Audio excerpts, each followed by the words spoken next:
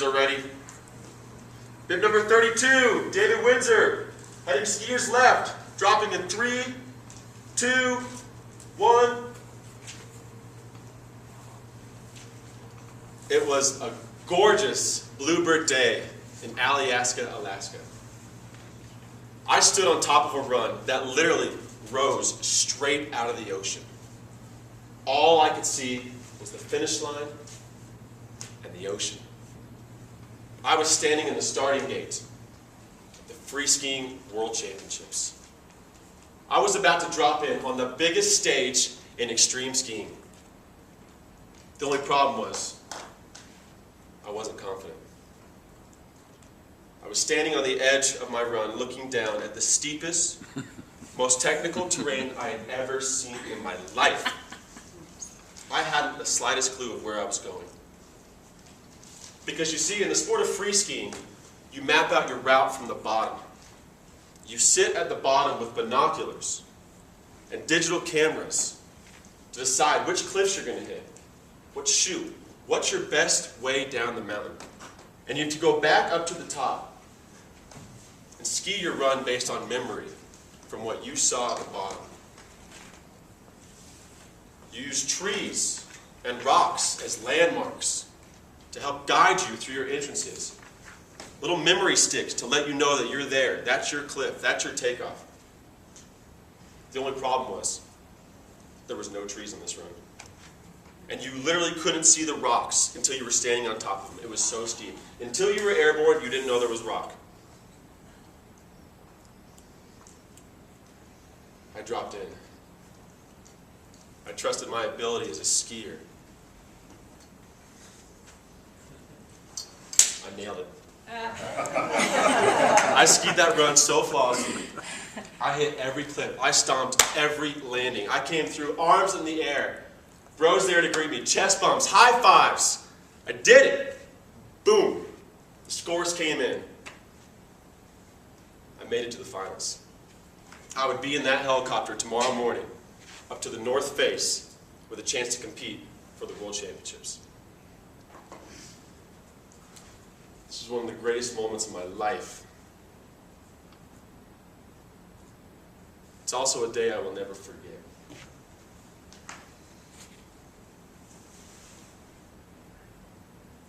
No more than 10 skiers after me, 27-year-old John Nicoletta, friend and fellow competitor, dropped in with what some say was the biggest smile they've ever seen in their entire life.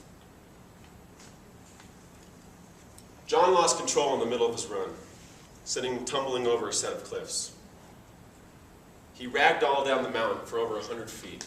Boom, boom, boom. The paramedics put him in toboggan, sent him off to the helicopter, flew him to the hospital. 1 hour later, John was pronounced dead.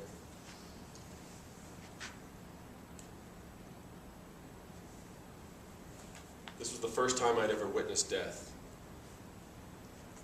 And in such a harsh way, too. I drove back to my hotel that night, and I pulled off on the side of the road. And I sat on a pile of rocks and just watched the sunset into the ocean.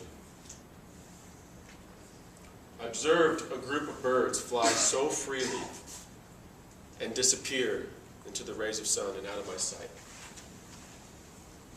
To me, those birds were John, setting sail and freeing themselves from this earth.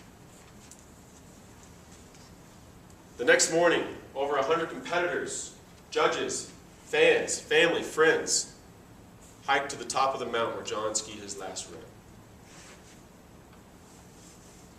We shared stories, and we sat in silence for quite some time. It was so quiet. It was a moment I will never forget for the rest of my life. You could literally hear the teardrops hit the snow. And the wind. It was the voice. It was talking to all of us. It was John. He was there, and he was happy, and he was letting us know that. Over the next few weeks, I decided to analyze why I did these competitions. Why did I put my life on the line every time I stood in that starting gate. Was it worth the risk? Did I do it for the money? Did I do it for the fans? Did I do it for the sponsors? Did I do it for the fame? No. I did it because I loved to ski. It made me happy. John died doing what he loved. He was happy. Society has created a mold for us. They tell us what is right and what is wrong. You have to go to school. You have to get a job. You have to make money. You have to have a family. The truth is, you don't have to do anything that doesn't make you happy.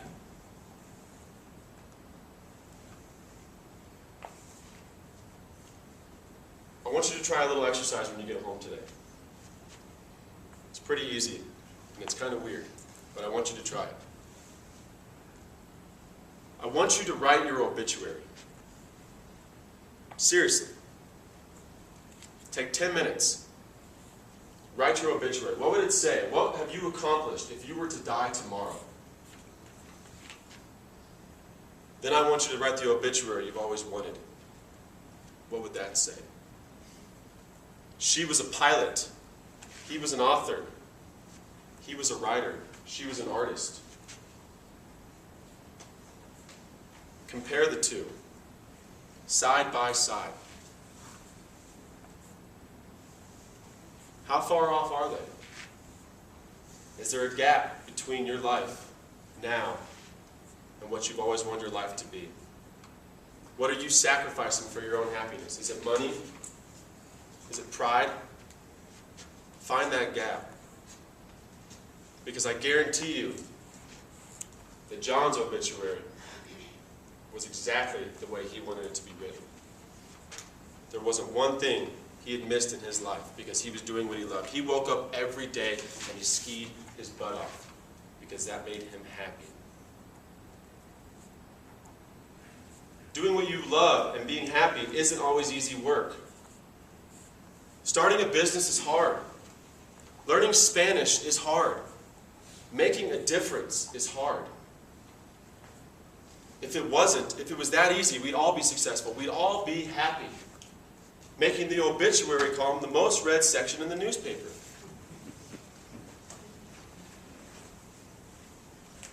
Believe me, if you sacrifice the hard work for the long-term happiness, it's worth it. Gandhi said, "Be the change you want to see in the world." I say, be the change you want to see in yourself to be happy. Believe it or not, life is like a free skiing competition. You're at the top of that run, and there's no set course. You can ski in any direction you want. There's always going to be people watching you. And when you're ready, the judges are ready. And you'll be dropping in 3, 2,